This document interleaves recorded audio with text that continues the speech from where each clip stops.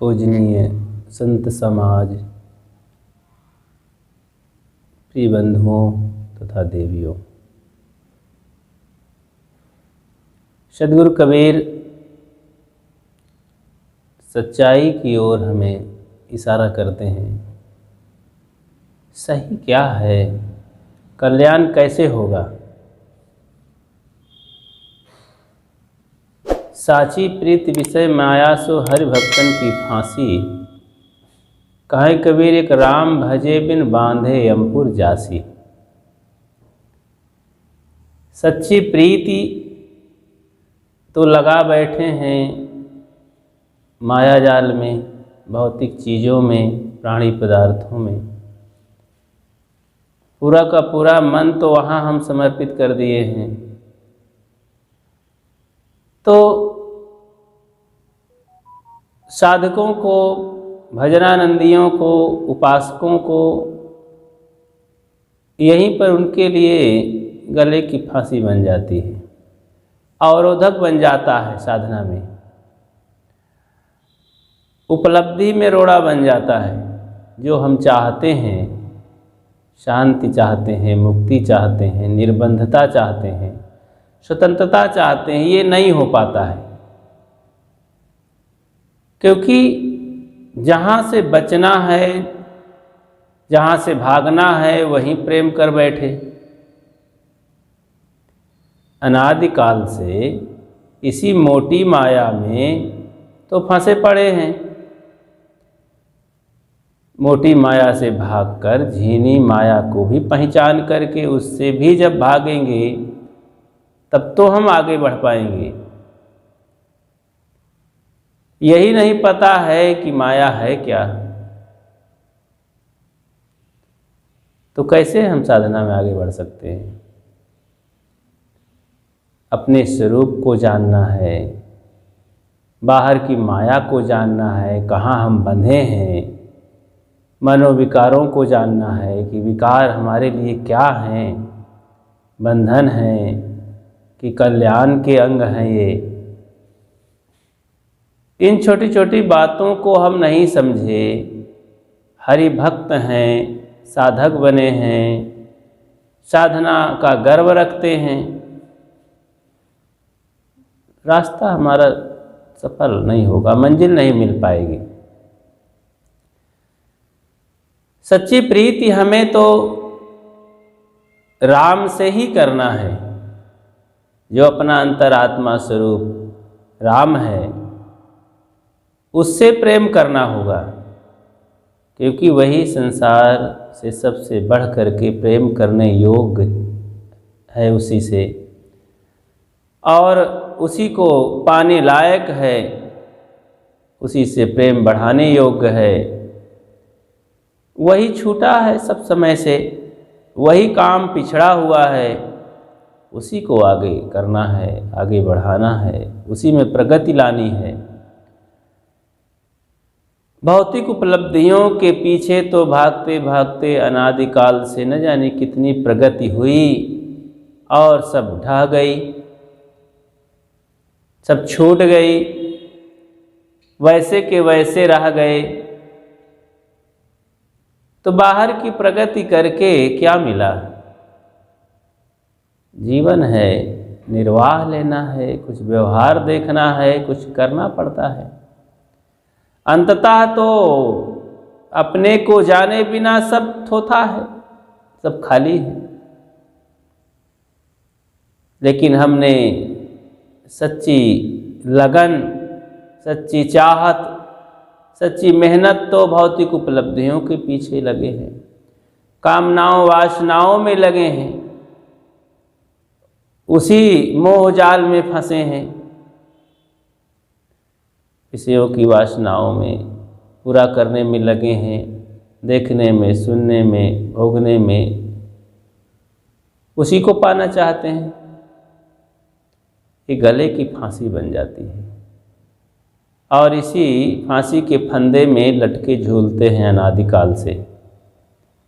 इसलिए बंधुओं, हमें जगना है, सोचना है। गुरुजनों से ये हमें सीख मिलती है। बाहर की माया से ही तो उदाहरण से समझें।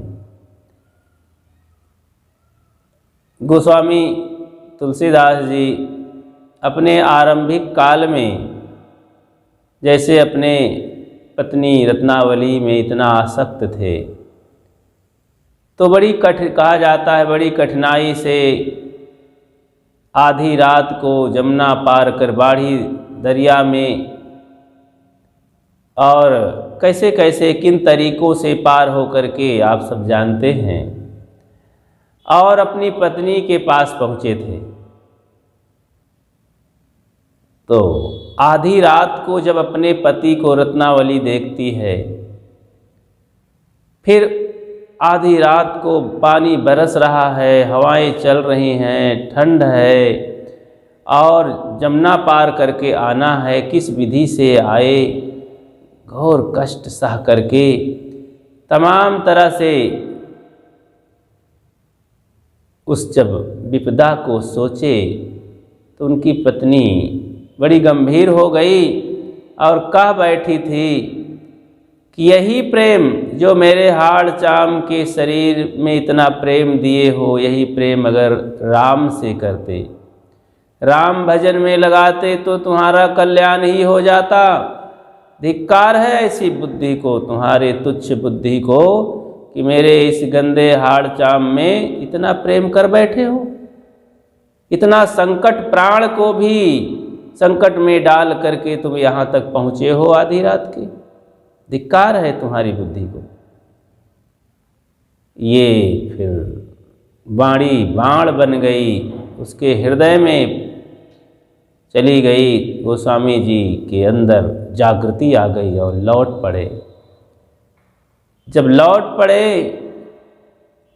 और अपने मन को विषयों से हटा करके आत्मराम में रमे, कुछ चिंतन विवेक तरफ लगाए, संसारिकता से वैराग्य, विषयों से वैराग्य बढ़ा, तब वो गोस्वामी जी बन सके। तो इस तरह से जो जो संसार में साधक आगे बढ़े, आत्मचिंतन करके ही बढ़ सके। तो भक्तों के लिए, साधकों के लिए, संतों के लिए सबसे बड़ी बाधा है कि बाहर की जो हमारी ममता है, लगाव है, उसको कम करके हम अंतरात्मा की ओर चलें, उससे प्रेम बढ़ाएं। सद्गुरु कबीर कहते हैं, ना हरि भजसी ना आदत छूटी। ना वो हरि का भजन करता है, समझता है, ना उसकी गंदी आदतें छूटती हैं। तो कैसे काम बनेगा? गंदी आदत छूटनी चाहिए, वासनाओं से विरत होना चाहिए, और इधर आत्मा राम में लीन होना चाहिए।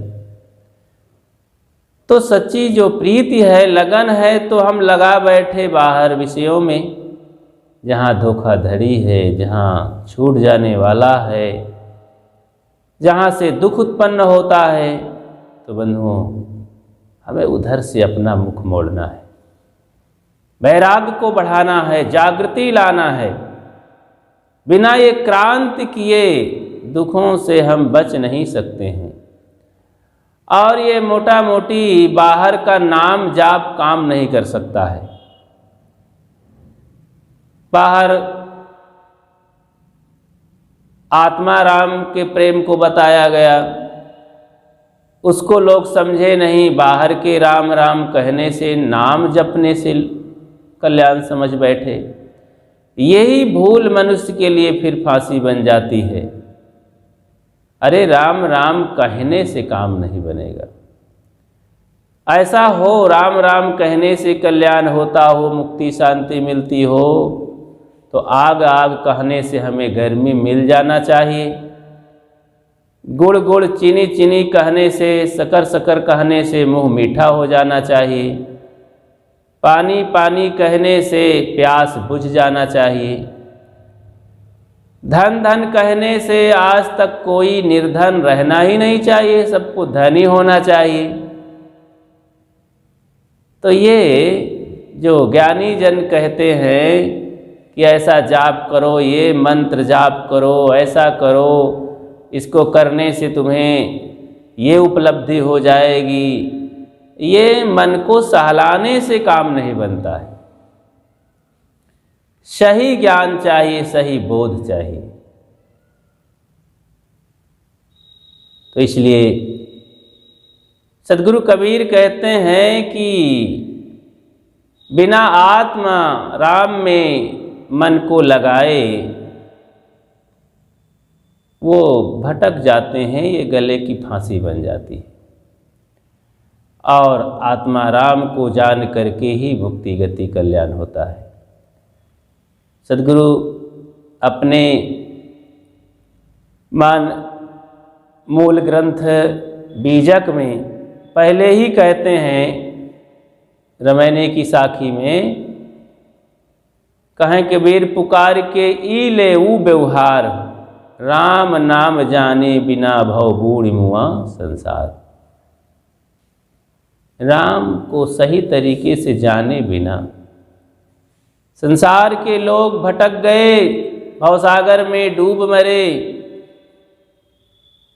वो यह लोक और उस लोक की बात करते रह गए, समझ नहीं सके।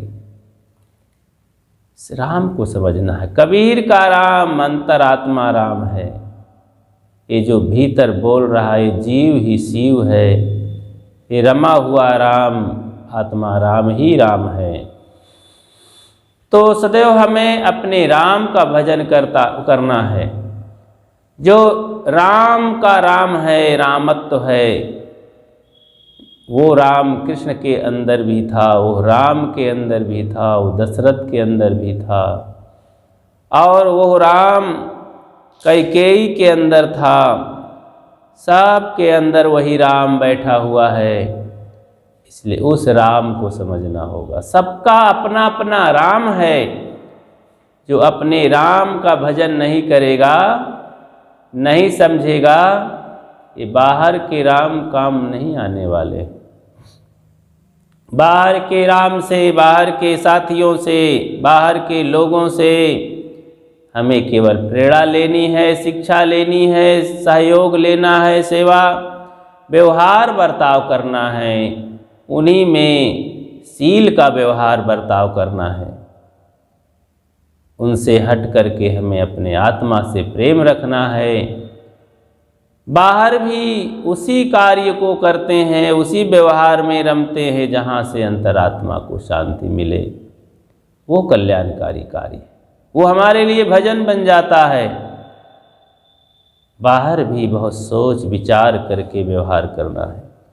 फिर सब तरफ से समिट करके, हट करके, लौट करके अंतरात्मा में रुकना है। यही सत्संग है, भजन है। पूज्य गुरुजन हमें बताते हैं सत्संग है क्या आखिर? सत्संग है अंतरात्मा की ओर लौटना, उसी में स्थित होना ही सत्संग है। और सत्संग का यही फल है। बहुत सत्संग किए, बहुत सुने, लेकिन यही नहीं पता कि मैं कौन हूँ, जीवन क्या है, विकार कहाँ रहते हैं, कैसे छोड़ना है उसे, यह पता नहीं है। और हम राम राम करते रहे, भगवान का नाम लेते रहे, दान पुण्य करते रहे, सत्संग में जाते रहे, गंगा भी नहाते रहे। इस तरह से ये अंधेले में हाथ मारने से काम नहीं बनता है। साफ साफ विवेक विचारों की आँखों से देखना होगा और निर्णय करना होगा। परख करके, जान करके, और सही चीज़ को लेना है, गलत छोड़ना है। सार को गई रहे थोथा दे उड़ा। इसलिए बंधुओं, हमें बाहर से अपना समिट करके अंतरात्मा में लगन लगाना होगा, प्रेम करना होगा, तभी हमारी फांसी कटेगी। यही संत गुजनों का कहना है। तो आए, बाहर से हट करके हम अपने अंतरात्मा राम और अपने स्वरूप का ध्यान करें, स्थित होएं, वहीं स्थिरता और शांति मिलेगी। बोलिए सद्गुरुदेव की जय।